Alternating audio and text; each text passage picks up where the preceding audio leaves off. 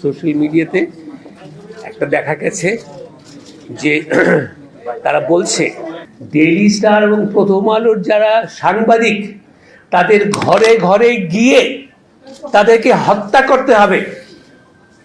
আপনারা জানি না দেখেছেন কিনা। সো এটা যে একটা কাকতালীয় ঘটনা ঘটেছে তা না, এটা মার্ডারাস। আরেকটা কথা বলতে চাই, প্রথম দিনে আমি এটা অত সচেতন ছিলাম না। আমার প্রায় 25-26 জন সহকর্মী তারা ছাদে আটকে পড়েছিলেন। এখন যদি হতো যে যারা ডেইলি স্টারকে ঘৃণা করে তারা বলতো, এই সাংবাদিক তোদের সঙ্গে কোনো সম্পর্ক নেই, তোরা বেরিয়ে যা, আমরা বিল্ডিংয়ে আগুন লাগাবো। সেই 26-27 জন ছাদে আটকে ছিল এবং ফায়ার ব্রিগেডকে আসতে দেওয়া হয় নাই। এটার মানে কি? They didn't only want to burn the building, they wanted to murder the staff of Daily Star. So we have entered, এটা ফখরুল ভাই খুব সুন্দরভাবে বললেন যে we have not only to just react, stand together, but we have to respond. We have entered into an era of murder. মত প্রকাশ তো অনেক দূর হয়ে গেছে, এখন বেঁচে থাকার অধিকারের ব্যাপারে এসে গেছে। আপনারা এখানে, আপনাদের সঙ্গে আমরা আছি, আমাদের সঙ্গে আপনারা থাকেন। এখানে আমাদের যে সংবাদপত্র, অন্যান্য সংবাদ মাধ্যম সহকর্মীরা আছেন, এর বাইরে বিভিন্ন প্রশাসনিক নেতারা ছিলেন, প্রতিনিধিরা ছিলেন, রাজনীতিকরা ছিলেন, প্রত্যেকেই ঐক্যবদ্ধতার প্রয়োজন বোধ করেছেন। আমি শুধু এখানে বলে রাখি, আমরা উভয় সংগঠনের পক্ষ থেকে সংবাদপত্র প্রতিষ্ঠান, সাংবাদিকদের অপরাপর প্রতিষ্ঠানের সঙ্গে মিলে মনে করি আমরা একটা অনুষ্ঠান, একটা বড় ধরনের পরিকল্পনা করবার চেষ্টা করব। সাংবাদিকদের, লেখক, বুদ্ধিজীবীদের ঐক্যবদ্ধতা এই সময় সবচাইতে বেশি প্রয়োজন এবং এই নিজেদের ঐক্যবদ্ধতার ভিত্তিতে আমরা অপরাপর সংগঠনগুলিকে আরো বেশি ঐক্যবদ্ধ হতে করার জন্য আমরা একটা ন্যায্যতা তৈরি করতে পারি। আপনারা অপেক্ষা করবেন, আমরা কয়েকদিনের মধ্যে সেই সব কাজকর্ম নিয়ে এগোবো। সবাই একটা কথাই কমন বলেছেন যে আমাদের ঐক্যবদ্ধভাবে এটা প্রতিরোধ করতে হবে। আমি একটা ঘটনা আপনাদেরকে বলে আমি শেষ করব, সেটা হচ্ছে যেটা বলা হয়নি।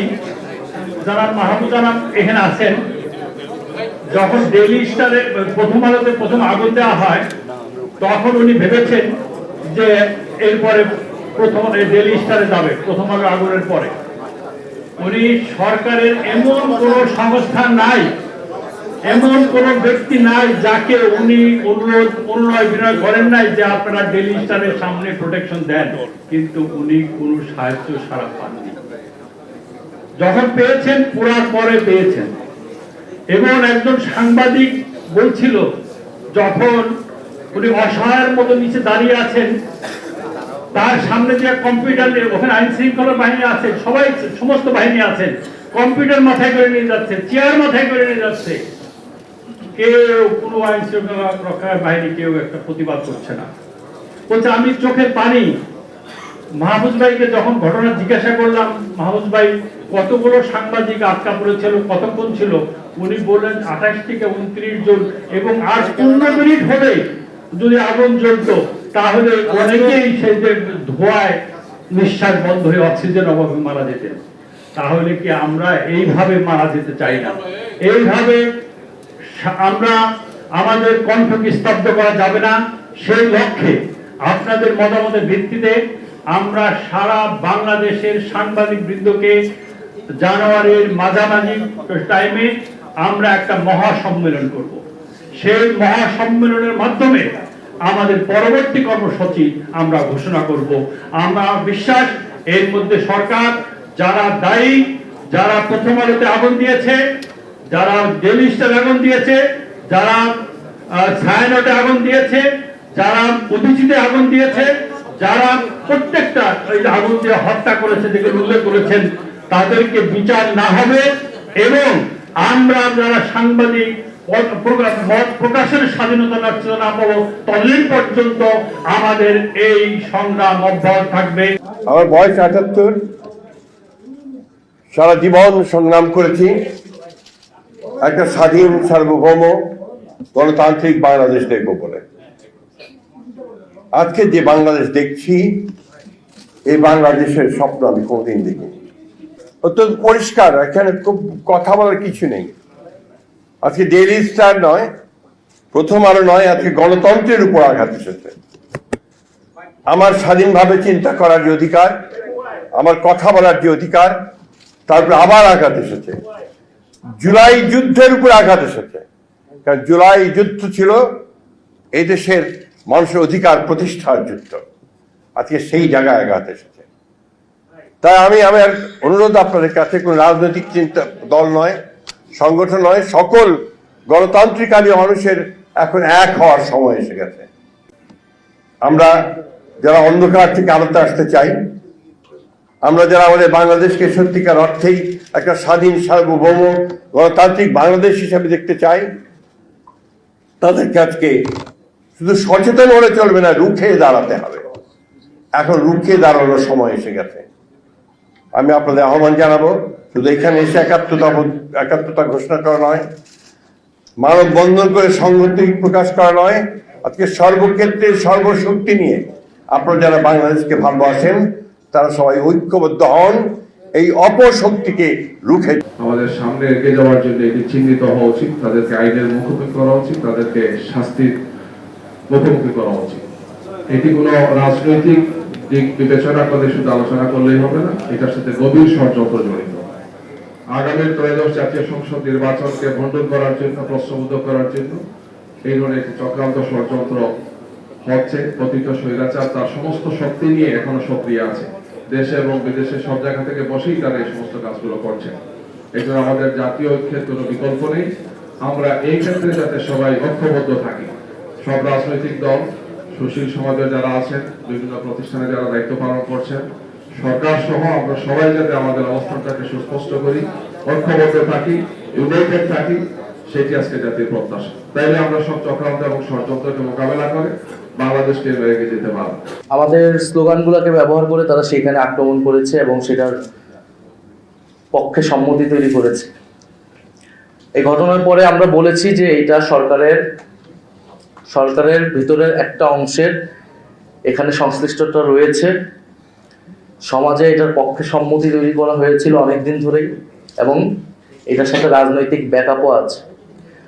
এই তিনটা ঘটনা একসাথে না ঘটলে এত বড় সাহস সেই রাতে করার পক্ষে করা সম্ভব হতো না।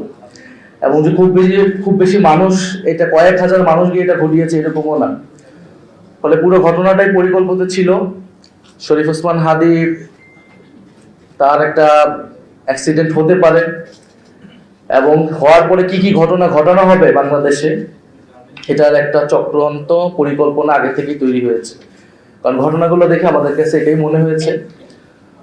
ফলে এই জন্য আমি বলতেছি দুর্ভাগ্যজনক যে মানে জুলাইয়ের নাম বা শরীফ ওসমান হাদীকে ব্যবহার করে এই ঘটনাগুলো ঘটানো হলো। ফলে আমরা মনে করি আমাদের সবারই এটার কিছু দায় আছে, আমাদের অনেক বেশি দায় আছে যারা আমরা জুলাই গণঅভ্যুত্থানে অংশগ্রহণ করেছিলাম।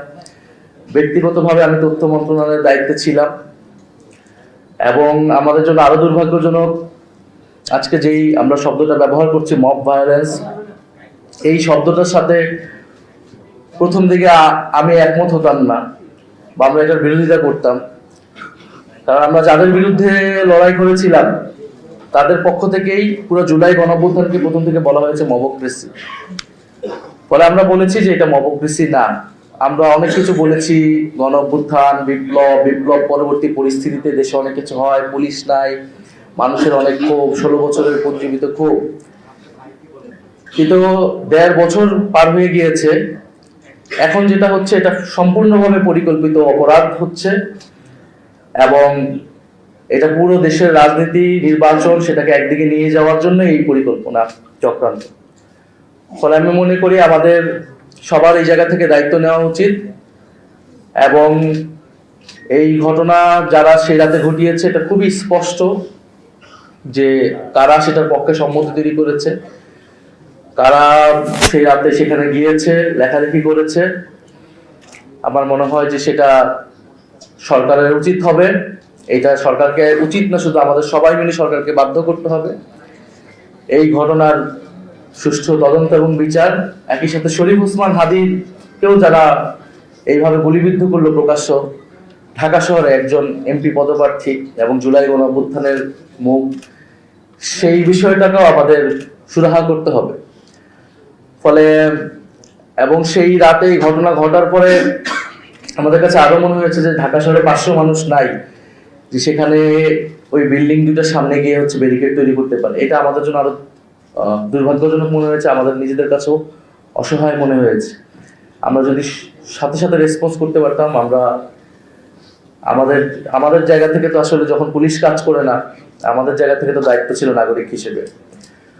ফলে আমরা চেষ্টা করেছি এবং সবার প্রতি এই আহ্বানটাই থাকবে যে জুলাই গণ অভ্যুত্থানের নামে এই ধরনের কোনো কিছু আমরা বিন্দুমাত্র অ্যালাউ করব না, এবং কোনো কিছুর নামেই এই ধরনের ঘটনা, মিডিয়ার উপর আক্রমণ, প্রতিষ্ঠান ভাঙচুর, যেটা আইনের শাসনকে ব্যাহত করবে, এরকম কোনো কিছুর পক্ষে যারা বা সম্মতি তৈরি করবে তাদের বিরুদ্ধে আমাদের ব্যবস্থা নিতে হবে। ওসমান হাদিকে যেভাবে গুলি করা হলো, তারপর শেষ পর্যন্ত ওসমান হাদির শাহাদাত বরণ, এই পুরো জিনিসটা সারা দেশের মানুষকে আলোড়িত করেছে। তারা একই ধরে শোকাভিভূত, আরেকদিকে তারা ক্ষুব্ধ। এই শোক ক্ষোভ যখন চলছে তখন একটা গোষ্ঠী পরিষ্কারভাবে তারা তাদের রাজনৈতিক উদ্দেশ্য চরিতার্থ করছে। আমরা দুটো ঘটনা দেখতে পাচ্ছি। একটা হচ্ছে ওসমান হাদিকে গুলি করে জুলাই আন্দোলনের সক্রিয় সংগঠকদেরকে ভয়ের মধ্যে রাখা, তাদেরকে হত্যার হুমকির মধ্যে রাখা, পুরো দেশকে আবারও পুরনো ভয়ের রাজত্বে নিয়ে যাওয়া, যেটা দিয়ে ফ্যাসিবাদ সক্রিয় ছিল। ঠিক একইভাবে আবার একটা গ্রুপ দেশের ভেতরেই একটা মহল তৈরি হয়েছে, রাজনৈতিক তাদের লক্ষ্য হচ্ছে যে তারা গণমাধ্যমে হামলা করবে, তারা সারা দেশে একটা নৈরাজ্য তৈরি করবে, যেভাবে আয়েশাকে পুড়িয়ে মারা হয়েছে, যেভাবে ময়মনসিংহের দীপু দাসকে পুড়িয়ে মারা হয়েছে। এই জায়গাগুলো থেকে পরিষ্কার বোঝা যাচ্ছে যে তারাও আর একটা ভয়ের রাজত্ব তৈরি করতে চাচ্ছেন, এবং দিস টু এক্সট্রিমস কোইনসাইড। আমরা দুটো চরমপন্থাকে আবারও এক বিন্দুতে মিলতে দেখেছি। একটা ফ্যাসিবাদকে আমরা পরাজিত করেছি, মানে বলতে পারা যায় যে তার সরকারের পতন ঘটেছে, কিন্তু ব্যবস্থা এখনো বদলায়নি। খুব দ্রুতই আরেকটা ফ্যাসিস্টবাদী শক্তি এমার্জ করতে চাইছে, এবং যে কোনো ফ্যাসিবাদের লক্ষণ হচ্ছে যে সে আগে প্রথমত এই যে মব ভায়োলেন্সের কথা বলছে, সে একটা গোষ্ঠী তৈরি করে, তার মূল ফেসটা সামনে আসে না, তার নিজের কতগুলো গোষ্ঠী তৈরি করে, মনে হয় যেন জনতা একটা জিনিসকে প্রতিষ্ঠা করতে চাইছে, এবং তারা জবরদস্তি তৈরি করে তাদের নিজেদের আইডিওলজি কিংবা তার লক্ষ্যকে প্রতিষ্ঠা করতে চায়, এবং তারপরে ধীরে ধীরে তার রাজনৈতিক শক্তিটা আবির্ভূত হয়।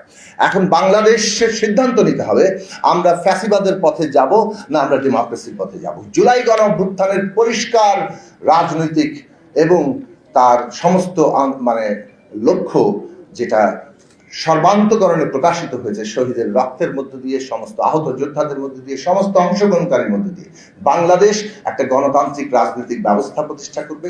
সেটাই নতুন গণতান্ত্রিক বন্দোবস্ত, সেটাই দেশের সর্বক্ষেত্রে প্রকাশিত হবে। কাজেই এই যে তৎপরতা, এই জুলাইয়ের নাম ব্যবহার করে কিংবা হাদির যে হত্যাকাণ্ডের বিরুদ্ধে মানুষের যে ক্ষোভ, তাকে ব্যবহার করে আজকে যে জায়গায় যাওয়া হচ্ছে, পরিষ্কারভাবে পুরো অভ্যুত্থানকে একটা ফ্যাসিস্ট আবার জ্ঞানাকোলের মধ্যে ঢুকিয়ে দেওয়ার চেষ্টা। এবং এগুলোর সর্বশেষ লক্ষ্যটা হচ্ছে বাংলাদেশে এই মুহূর্তে যেটা অভ্যুত্থানের লক্ষ্য তৈরি ছিল, বিচার সংস্কার নির্বাচন, যেটা আমাদের মূল লক্ষ্য, সেইটাকে ক্ষতিগ্রস্ত করা। আমাদের সংস্কারের পুরো আকাঙ্ক্ষা যদি নির্বাচন না হয়, তাহলে সেটা বাস্তবায়নের কোনো জায়গা থাকছে না। কাজে নির্বাচন এখন বাংলাদেশের অভ্যুত্থানের আকাঙ্ক্ষা বাস্তবায়নের প্রধান মাধ্যম, এটা বাংলাদেশের প্রধান জাতীয় স্বার্থ। পুরো পরিষ্কার ধারণা নির্বাচন বানচাল করা এবং পুরো প্রসেসটাকে এমন একটা জায়গায় নিয়ে যাওয়া যাতে করে আমরা গণতন্ত্রের জায়গায় পৌঁছাতে না পারি। কাজে এখানে সম্মিলিত লড়াইয়ের প্রশ্ন আছে। জুলাইয়ের ঐক্যকে বিভক্ত করে দলাদলির যে দলাদলির বিভক্তি থাকে, কিন্তু এই মুহূর্তে মনে রাখা দরকার যে বাংলাদেশ ন্যূনতম একটা জাতীয় ঐক্যমত্যের জায়গায় গণতান্ত্রিক উত্তরণের যদি না থাকে, প্রতিটি দল যারা মনে করছেন এর ফায়দা নেবেন তারা পর্যন্ত বিপর্যস্ত হবেন। কাজেই গণতান্ত্রিক উত্তরণের জন্য, যেটা এই মুহূর্তে প্রধান জাতীয় স্বার্থ, সেখানে আমাদের ঐক্য যদি তৈরি হয়, তাহলে এই ধরনের কতিপয় লোক এসে কয়েকটা হেলমেট নিয়ে শুরু করে 200-500 লোক নিয়ে তারা যা তাণ্ডব ঘটিয়ে যেতে পারছে, এটা ঘটতে পারছে কেননা রাজনৈতিক দলের অনৈক্যই আমাদের মধ্যে এই জায়গা তৈরি করছে যে এটার প্রতি সম্মতি আছে। এবং গভর্নমেন্ট, শেষ কথা বলছি, গভর্নমেন্টের রহস্যজনক নীরবতা, এই সরকারের রহস্যজনক নীরবতার জবাব দিতে হবে। অভ্যুত্থানের উপর দাঁড়িয়ে আপনারা সকলের সমর্থন নিয়ে কিন্তু ক্ষমতায় আছেন।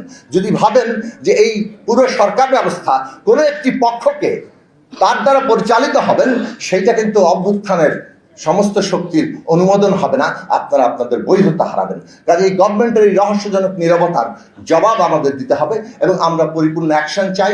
ওসমান হাদির হত্যাকারীদেরকে বিচার আওতায় আনতে হবে, যেমন জুলাই গণহত্যার বিচার আওতায় আনতে হবে, তেমনি এই যে সমস্ত আক্রমণ, সেগুলো বিচার যদি করতে না পারেন, আপনাদের ব্যর্থতাই আমাদের রায় হবে। আজকে সারা বাংলাদেশে যান, দেখবেন যে মানুষ সমস্যার সমাধান করছে।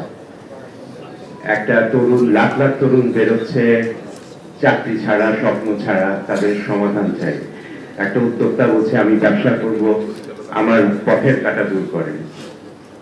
একজন কৃষক বলছে তার কৃষকের তার ন্যায্য মূল্য পাচ্ছে না, তার ন্যায্য মূল্যের সুযোগ দেয়।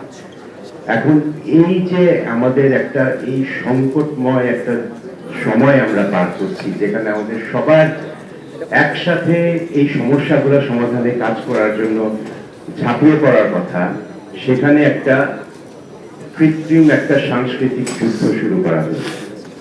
এই কালচারাল ওয়ার এর শেষ নাই। এখানে আমি বলবো যে এই সাংস্কৃতিক যুদ্ধ বন্ধ করে আমাদের মানুষের কথা একটু শুনুন। মানুষের কথা, মানুষ সমস্যার সমাধান চায়, মানুষ শান্তি চায়, মানুষ সম্প্রীতি চায়। আমাদের দেশ একটা শান্তির দেশ, একটা সম্প্রীতির দেশ, এবং সেই জায়গা, সেই যাত্রায় যেন আমরা ফিরে যাই। গত কয়েক মাসে যেটা হয়েছে, আমাদের যেটা আমরা বলি, আমাদের সমাজের একটা বিনি সুতোর মালা আছে, কিছু সোশ্যাল ফ্যাব্রিক ছিল, সেগুলো কিন্তু ছিন্ন ভিন্ন হয়ে যাচ্ছে। এবং এইটার যে ড্যামেজ, এটা অনেক দীর্ঘস্থায়ী এবং লং টার্ম হবে যদি আমরা সবাই একসাথে এই কাজগুলো করতে না পারি। আমি বুঝতে পারি না যে আসলে ছায়ানট কবে কি রাজনীতি করলো, নুরুল কবির ভাই কবে ফ্যাসিস্টের সহযোগী হলেন, আমি কিন্তু জানি না। আমি ঠিক তেমন ভাবেই জানি না যে আমার প্রিয় মতি ভাই উনি কবে কখন প্রথম আলো কবে কার দালালি করলো। আর মাহফুজ ভাই নিজেও লিখেন প্রথম পাতাতেই উনি কবে শেখ হাসিনা আর অন্য কারো সহযোগী হলেন, এগুলি বড় প্রশ্ন। আমি অন্তত দেখিনি। আর এখানে বলবো, একটু আগে দেখলাম, বলতেই হবে আগের রেজিম যা করেছে অনেক কিছু খারাপ করেছে। আমি ব্যাংকিং সেক্টর রিপ্রেজেন্ট করি, আমাদের সেক্টর টস নস করেছে আগের রেজিম। ঠিক তেমন বর্তমান এই যে কাজগুলো হচ্ছে, এটাও একইভাবেই খারাপ। খারাপ সরিয়ে খারাপই যদি হয় বা আরো খারাপ হয়, যেভাবে মাহফুজ ভাই বললেন যে এখন তো বাঁচছিল তো দূরের কথা, এখন তো বেঁচে থাকার প্রশ্ন চলে এসছে, বাঁচতে দিবে কিনা সেই প্রশ্ন এসছে না। প্রধান উপদেষ্টা এটাকে ন্যাক্কারজনক বলেছেন, সে জিনিসটা ভালো। পিনাকি ভট্টাচার্য নিজে ফেসবুকে ভিডিও দিয়েছেন যে উনি এটার মধ্যে ছিলেন না, উনি এটা করতে বলেননি। আমি সরল চোখে ওনার কথা বিশ্বাস করে নিচ্ছি। আমি লেখালেখি জগতেরই মানুষ, উনিও একজন রাইটার, আমি ওনাকে খুব কাছ থেকে লেখক হিসাবেই চিনি। আমি আশা করি যে উনি সত্য কথা বলেছেন, আমার প্রত্যাশা যে উনি মিথ্যা বলেননি। আর এখানে আমার এখন স্পষ্ট মনে পড়ে, আগের মন্ত্রী শিক্ষামন্ত্রী দীপুমণি আমাকে দেখা মাত্র চিৎকার করে উঠলেন, মাস্টার আরিফিন আপনার বই প্রথমা থেকে বের হয়, প্রথমা মানে প্রথম আলো, আপনি নিজে বুঝেন না দেশের শত্রু, দ্যাট ওয়াজ প্রথম আলো। আমার সঙ্গে ছিল আমার ব্যাংক চেয়ারম্যান, স্তব্ধ হয়ে গেলেন যে একটা মানুষ দেখা হওয়াত। আমি বললাম আপা আসসালামু আলাইকুম। উনি বললেন আপনি প্রথম আলো লেখক, আপনার বই প্রথমা থেকে বেরোয়, প্রথম আলো ওটা দেশের শত্রু। একই কথা আমরা সংসদে বলতে শুনেছি। স্বয়ং প্রধানমন্ত্রী বলেছেন প্রথম আলো দেশের শত্রু, জাতির শত্রু। মাহফুজ ভাই নামে মামলার পর মামলা হলো, আমরা সব দেখলাম সারা দেশে। আমরা দেখলাম মতি ভাই নামে মামলার পর মামলা হলো, আমরা তাও দেখলাম নির্বাচনের ঠিক আগে 2018 প্রেস বন্ধ করে দিতে চেয়েছিল তারা। প্রথম আলো প্রেস বন্ধ করা হবে। তো আমার কথা হচ্ছে যে এইরকম যারা কন্টিনিউয়াস সংগ্রাম চালিয়ে গেলেন আগের রেজিমের দুষ্টামির বিরুদ্ধে, তারা কি করে দেশের শত্রু, জাতির শত্রু যদি আগের রেজিমের কাছে চিহ্নিত থাকেন, তাদের পত্রিকা অফিস কেন পোড়াতে হবে? আর পত্রিকা অফিস পোড়ানো, আমি কথায় যাবো না যে কার কি লাভ। আমার এখানে শহীদ হাদি ইন্টারেস্টিং, আপনারা মনে রাখবেন, উনি নিজে বলেছেন প্রথম আলো অফিসের সাথে তাদের কি, তারা পারলে আরো 10টা প্রথম আলো বানায় দেখাক। তো তার স্পিরিট কেউ যদি ভাবেন, why this attack on two newspapers?